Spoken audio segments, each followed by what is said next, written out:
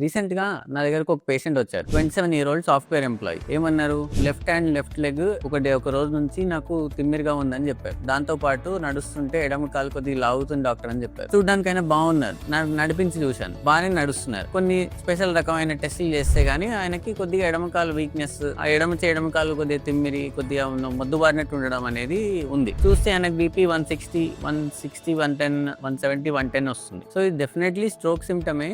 దీనికి స్కాన్ చేయాలని చెప్పాను. వాళ్ళ ఫాదర్ ఏమో ఇదంతా అవసరం లేదు, వెళ్ళిపోదాం అని అన్నారు. సో నేను కన్విన్స్ చేయాల్సి వచ్చింది. అంటే చూడండి, లెఫ్ట్ లెగ్ వీక్నెస్ ఉంది, బీపీ ఎక్కువ ఉంది అంటే లేదు ఇదంతా కాదు, ఆయనకి టెన్షన్ ఉండడం వల్ల బీపీ ఎక్కువ చూపిస్తుంది, ఏం లేదు వెళ్ళిపోతాము, బలం టాబ్లెట్లు వేసుకుంటాం అన్నారు. కాకపోతే వాళ్ళతో వచ్చిన వాళ్ళు ఒక ఫ్రెండ్ కొద్దిగా నాలెడ్జబుల్ ఉన్నారు. రీసెంట్ గా ఆయన ఇలాంటి ప్రాబ్లం ఫేస్ చేశారు వాళ్ళ రిలేటివ్స్ లో. సో ఆయన ఏమన్నారు, లేదు అంకుల్ చేసి చూద్దాము అని అన్నారు. సో చేస్తే బ్రెయిన్ లో బ్లడ్ క్లాట్ అనేది ఉంది. సో ఇక్కడ మనం తెలుసుకోవాల్సింది ఏంటి అంటే, ఏజ్ 27, చిన్న వయసు, సిమ్టమ్స్ అంత పెద్దగా లేవు, మైల్డ్ సిమ్టమ్స్ ఉన్నాయి, క్లియర్ గా ఎగ్జామిన్ చేస్తే గానీ బయటపడలేదు, అండ్ బీపీ ఎక్కువ ఉంది. సో ఈ మూడు కలగలిపితే ఇది స్ట్రోక్ అనేది నిర్ధారిస్తాం మేము. కాకపోతే మనం ఏం చేయాలి, ఏ చిన్న సిమ్టమ్ వీటిలో ఏదైనా బీపీ ఎక్కువ ఉన్నా, కొద్దిగా తిమ్మిరి లాగా ఉన్నా, కొద్దిగా కాల్ వీక్నెస్ ఉన్నా నెగ్లెక్ట్ చేయకుండా వెంటనే హాస్పిటల్కి వచ్చి స్ట్రోక్ అనేది రూల్ అవుట్ చేయాలి. దాని తర్వాతే ఏదైనా. సో ఇది మీకు అర్థమైంది కదా. స్ట్రోక్ అవేర్నెస్ క్రియేట్ చేయడంలో ఇది నాకు ఒక చిన్న ట్రయల్. సో ఇలాంటి స్టోరీస్ నెక్స్ట్ ఫర్దర్ గా వస్తూ ఉంటాయి. Stay healthy, stay Anand.